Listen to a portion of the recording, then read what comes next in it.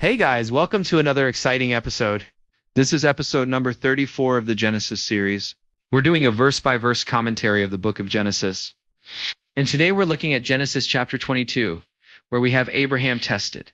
Now this is one of my favorite chapters in all of Genesis, because it tells us how God's promises are sure, and that nothing can hinder them from being fulfilled. So let's jump right into the text. But before we do, remember to hit that like button if you've not already done so. And also make sure to subscribe thanks to your help. So thank you very much for helping us get there. If you know anyone who might be interested in the channel, then tell them about us and invite them to join our family here on the channel. Let's jump into the text. And we pick up in Genesis chapter 22. It says, "And he called the name of the place where God spoke unto him, The Lord will provide. And as he lifted up his eyes, he looked, and behold, a ram caught in a thicket by his horns. And Abraham ran to the ram and took hold of him and offered him up for a burnt offering instead of Isaac." So that's kind of where we left off last time. We're talking about how Abraham was going to take his son Isaac, whom he loved very much, and he was going to offer him up as a burnt offering. But at the last minute, an angel of the Lord stayed his hand and sent him a ram instead to offer up.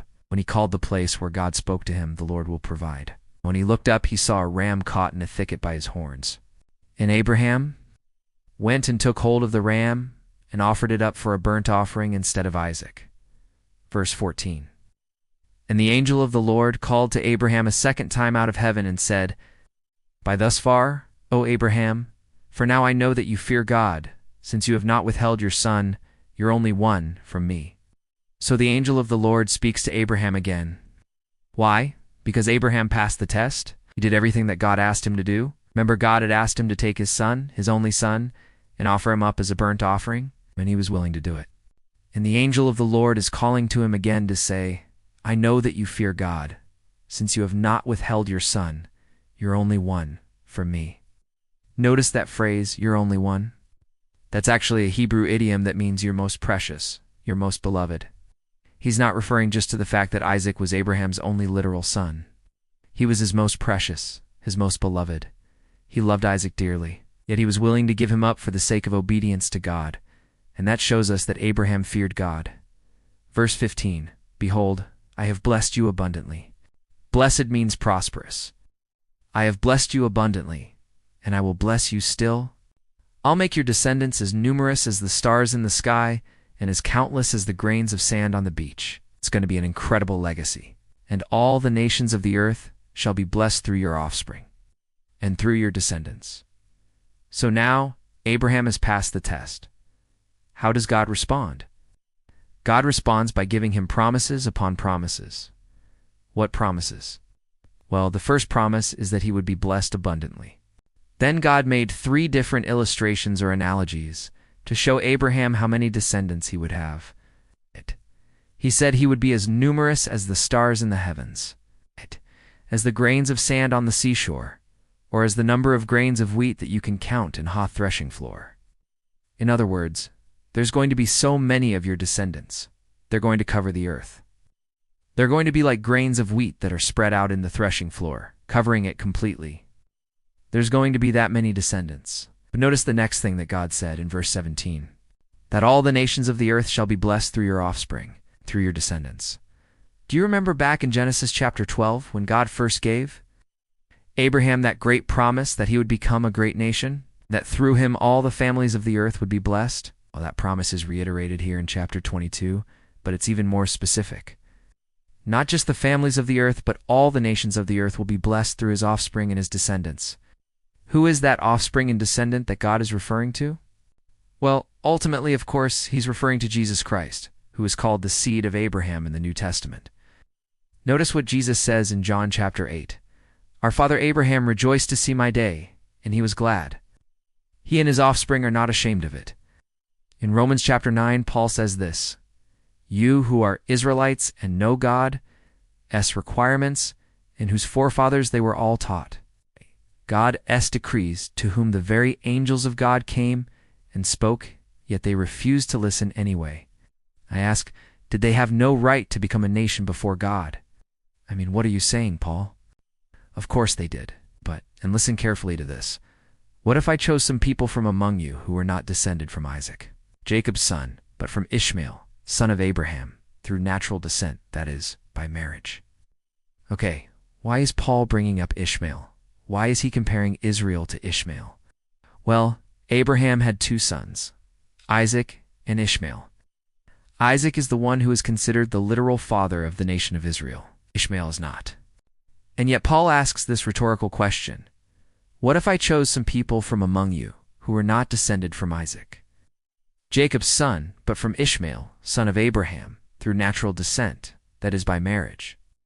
And then Paul goes on to say, and I said to myself, in no wise should be boasting in offspring or children, for offspring or children for flesh is weak, but man his offspring is acceptable too.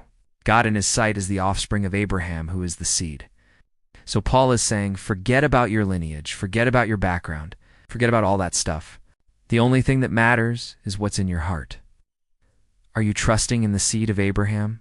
Are you trusting in Jesus Christ? If so, then that's what matters. Now, I know that's a lot to unpack, but I think that's one of the most important doctrines in the entire Bible. Salvation is not based on ethnicity or background or anything like that. No, salvation is based on faith in the seed of Abraham, which is Jesus Christ. So Abraham passes the test. God reiterates his promises to him. Then Abraham goes back to work. Look at verse 19. And afterward a great famine came upon the land.